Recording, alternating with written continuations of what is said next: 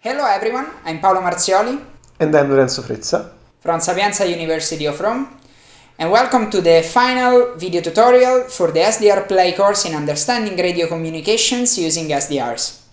This is the final lecture of the course. During the previous 10 lectures, the students should have learned the basics about SDRs, and during the labs, they should have received FM radio and data messages through GNU Radio Companion.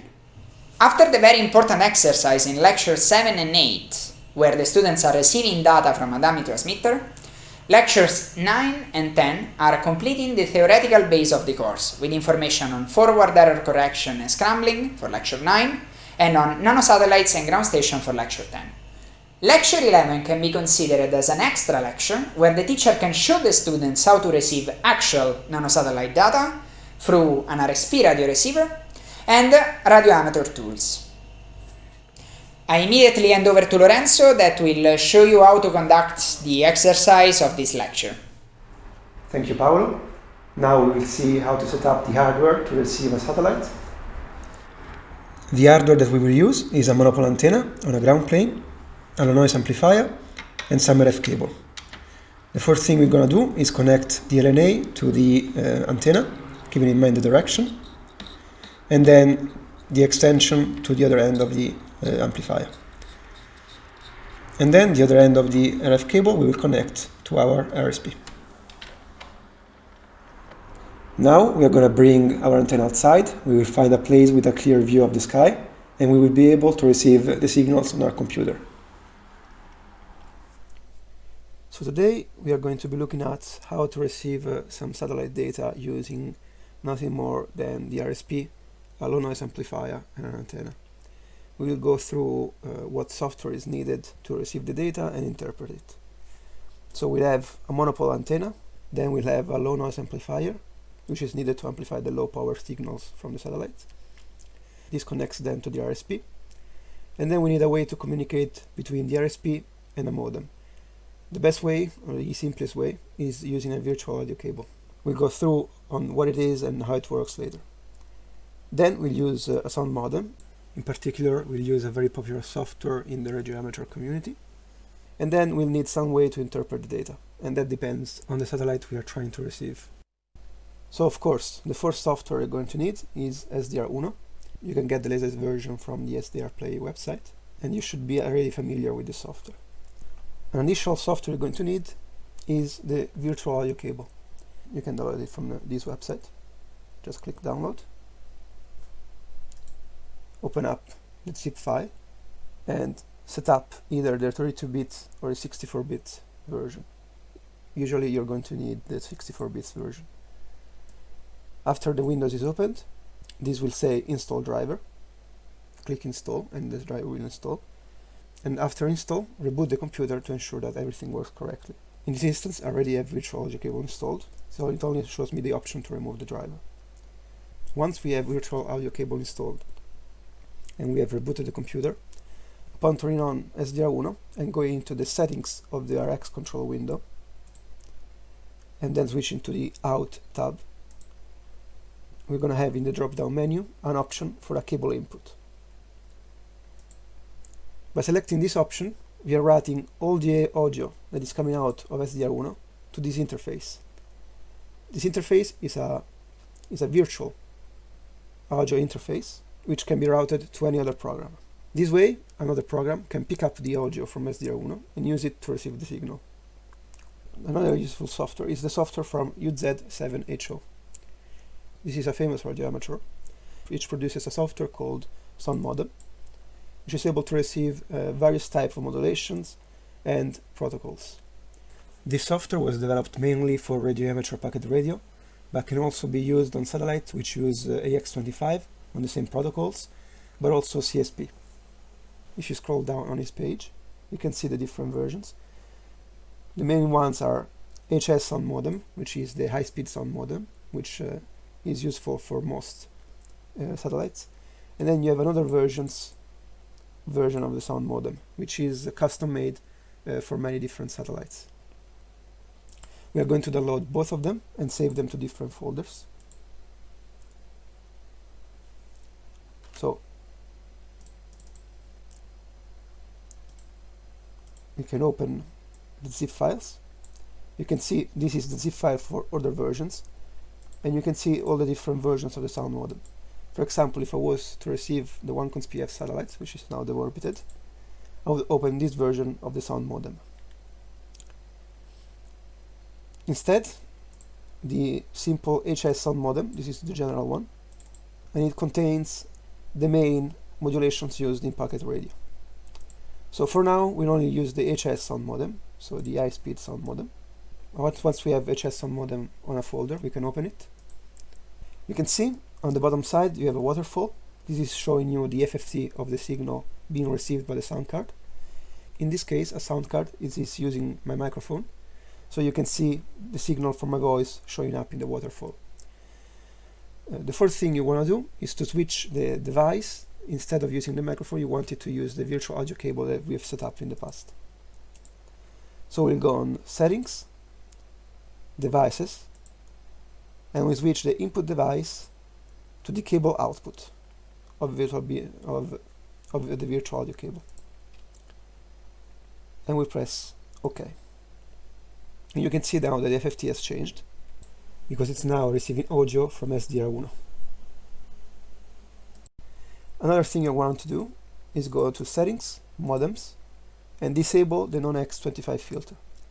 This filter is used to discard any packet which is not AX25, but we actually want to be able to receive even packets which are not AX25, like CSP.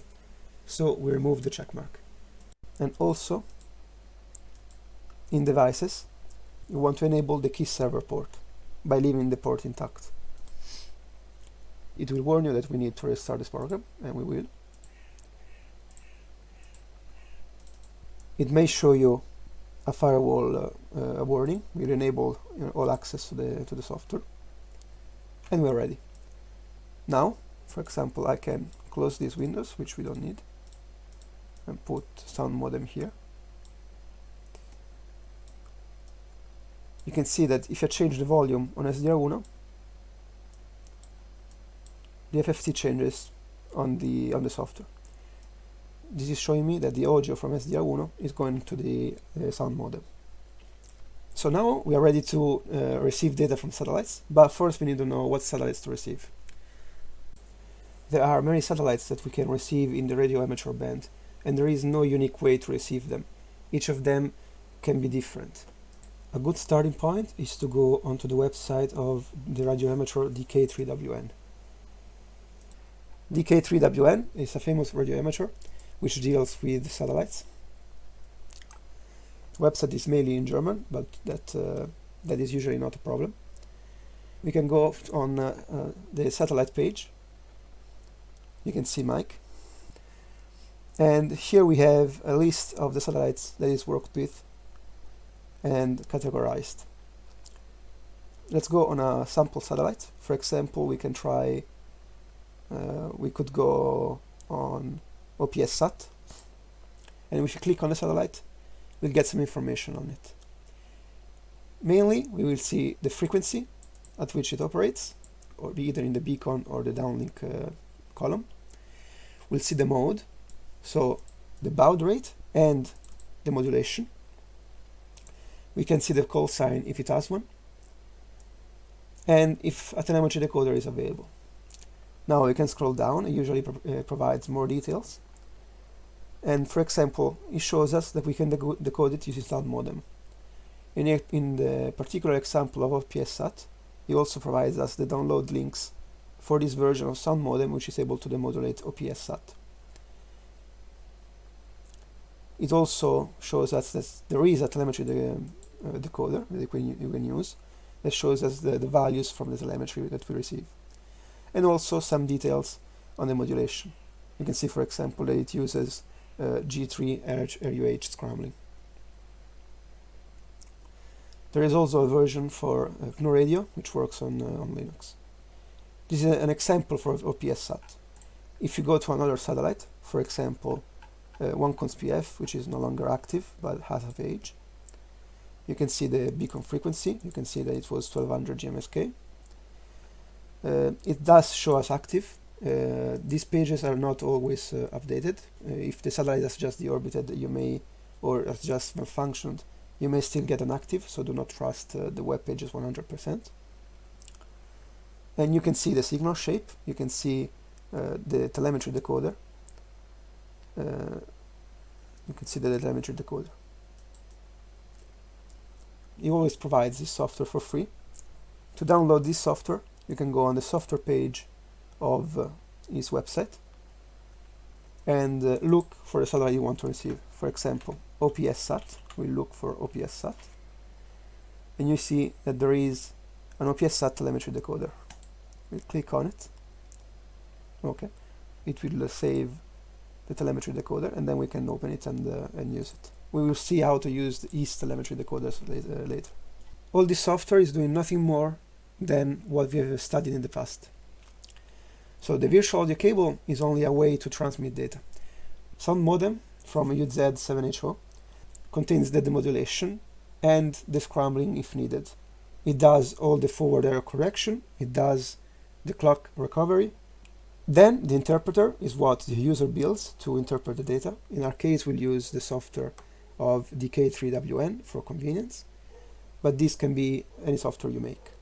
We are using these softwares just for convenience. There is nothing stopping us from using the techniques we've used in the past to demodulate the signals using GNU Radio or our Python code, but to make it applicable to the most number of satellites and for easy access to a teacher, we've chosen to use this software. The next passage will be of the satellite Falcon 3. So we put in the right frequency, 435.103 MHz. We set the gain to an average value.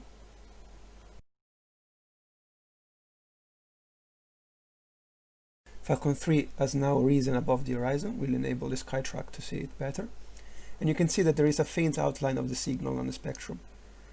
This is very early in the rise of the satellite, so do not be worried if you not see the signal below 5 degrees of elevation. For now it is at 1.4 degrees of elevation. And we have centered the red line onto the signal. You see that the signal center is not at 435.103, but is slightly on the right. This is due to the Doppler effect. And we'll need to track the signal throughout the passage in order to be centered onto the signal. Now we will skip to a part where the signal is strong enough. For now it's still too faint to be received.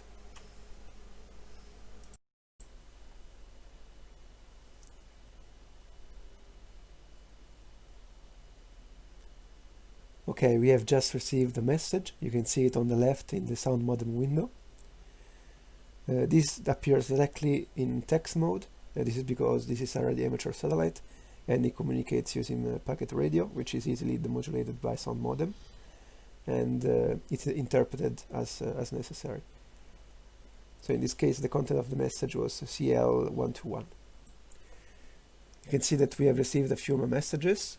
This is a radio amateur satellite used for the APRS messaging system. So you can see the messages being exchanged between the radio amateurs and the system, or between the radio amateurs themselves. You can see the from field, which tells you the call sign of the source of the message, and then the destination on the to field, and then the content of the message underneath.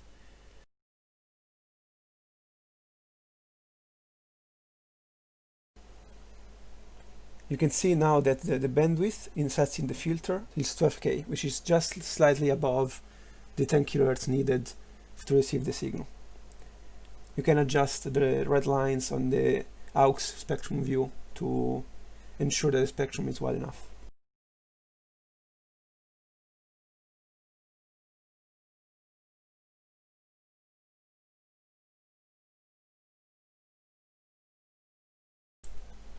The passage now begins to be too low, and the satellite will hide behind buildings, so the signal will be weaker.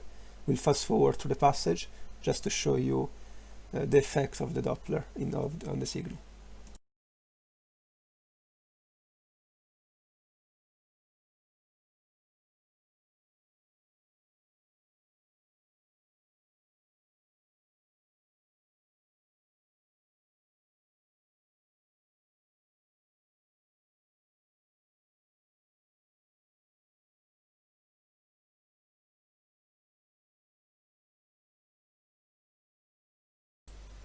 we will now see the passage of another CubeSat. Okay, in this instance we are going to be receiving the CubeSat CP7 Dave, which you can see listed here in the website of DK3WN. And here we can see that the beacon is at the frequency of 437.15 MHz and that the mode uses FSK at 9600 baud. In this instance, I will be using a recording of the signal of the passage, just for convenience, but this is the same as performing the same during a pass. In this case, we are going to be receiving the telemetry from the satellite, which is not strictly in the X25 format, so we are going to be using the application from DK3WN, which is called AGW Online KISS. You can download it from their website. This is able to receive data from a high-speed modem and save the data or the telemetry as a KISS file. As a KISS file, it can then be imported into another program to interpret the data which is being received. The first thing we must do is ensure on the high-speed SON modem that in modems we have the non-IX25 filter disabled. This is because if this is enabled, telemetry packets will be filtered by some modem and they will not be forwarded to the other application. Okay, we have set the correct demodulation scheme, so FSK at 9600 baud, and we have AGW open.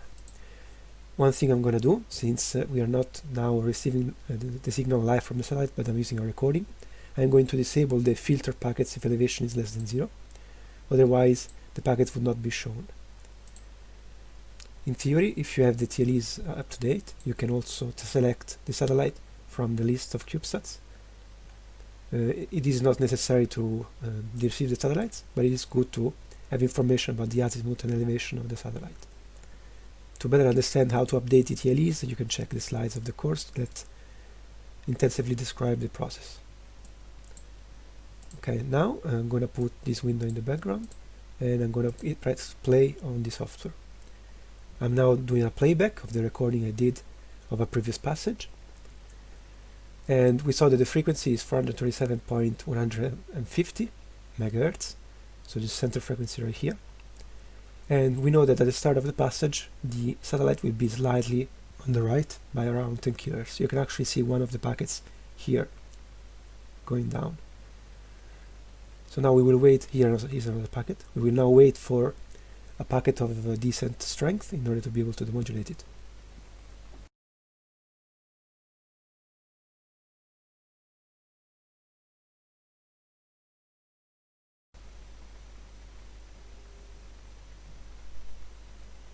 Okay, this packet was actually strong enough to receive, and you can see that on SON modem we got a non-AX25 frame and the length of the frame, and on AGW we actually got the packet in hexadecimal.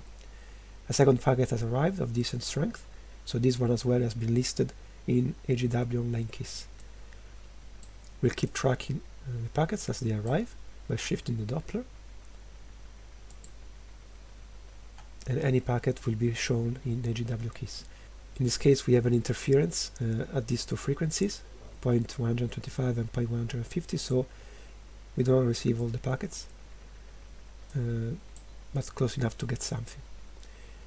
Since we're using a recording, we can actually go back in time and replay a packet if we miss the frame of the Doppler. But for now, let's say that these two packets are enough, so I will pause the recording. And you can actually see the content of the packet shown in AGW. We could, in theory, now get the meaning of the data by interpreting the telemetry. To do so, we can use an external application. For instance, the DK3WN actually supplies a program to interpret the telemetry of CP7 Dave, and this one takes as input a KISS file generated by AGW. You can actually see that it puts the file into the folder called Dave, with Dave, no call, and the date of the packet. So we will open the application from DK3WN to interpret the data.